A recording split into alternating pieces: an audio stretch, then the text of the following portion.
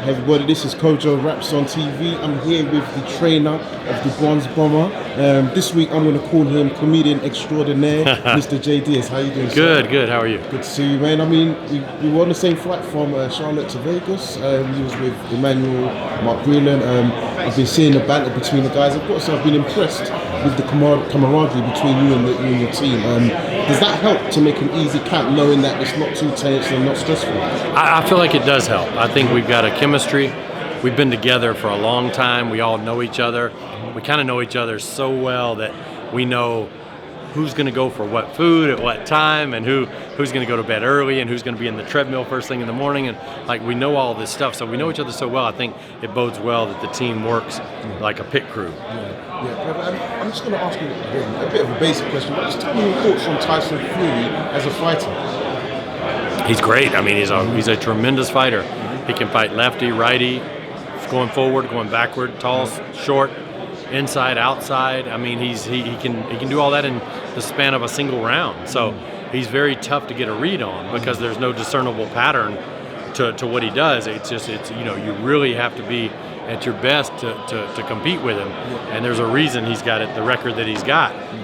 And so I think I rate him, as one of the two best heavyweights in the world, and I think that's what's so exciting about this is the two best are fighting each other. Definitely, and I mean, obviously you spoke very well of Fury. So how does that help or make a challenge for you when you're trying to devise a game plan for Wilder, especially with this rematch? Yeah, well, I enjoy the challenge. I enjoy doing the film work and trying to figure out what could happen. But it really, to me, it comes down to Deontay, and it comes down to his ring IQ. He's got 12 rounds in with Fury, and all that 12 rounds is in the data bank.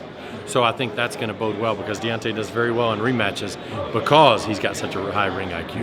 Yeah, and I've been hearing a lot of the interviews. I saw a BBC podcast. You spoke about this 6-month test that you worked with Wilder, and how did that as a concept come around? Well, it's just something that I happened to say to him early on. I said, you today would destroy you from 6 months ago.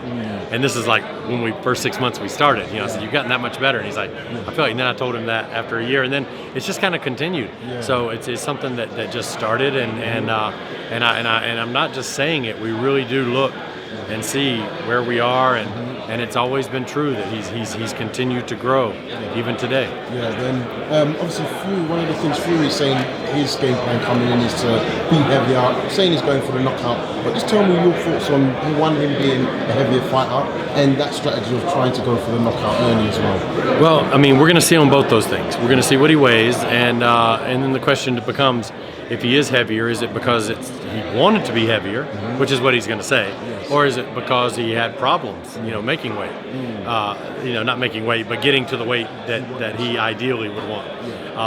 And the same goes for the strategy. Like I say, he can do so many things in the span of a round. He may come straight out, but then he may turn around and decide it's not the right thing to do. So we're going to see. Yeah, and Andre Ward said yesterday he would like to see Fury around that 255 mark. And from your point of view, do you think that would play into Wilder's hands if he's lighter, or would you? Well, Deontay's always outweighed. Probably in 40 plus fights, Deontay's been outweighed on all but maybe 5 of them. So that's never an issue with us. We expect to be outweighed in every fight. So that's we look at that as just another thing, and we try to just turn it to Deontay's advantage because weight has never been an issue in terms of being outweighed. Yeah, and this will be the last question. Deontay's weight himself, what would be the ideal weight for you? I mean, I've always kind of liked him in the mid 220s, and we'll see. Maybe a little bigger, maybe a little. We're going to see what he weighs. We never weigh during the camp. It's always kind of an interesting surprise because it's really just not a focus of ours. It's just as long as he's getting his rest and getting his nutrition, whatever he weighs, and so that's good with me. And that is a surprise, especially when you said he spars early in camp. Yeah. 3 day we have a little mini camp, and then when camp actually starts, we start sparring right then because there's no sense spending the traditional way to do it is 4 weeks to get in shape, 4 weeks to spar. But there's no reason to get in shape when you're already in shape. Why would we spend 4 weeks getting Deontay in shape? He would just get bored. Like if he's in shape in camp, let's get in camp. Yeah, get into fighting shape. Jay, thank you so much. Good luck. Thank you. Cheers.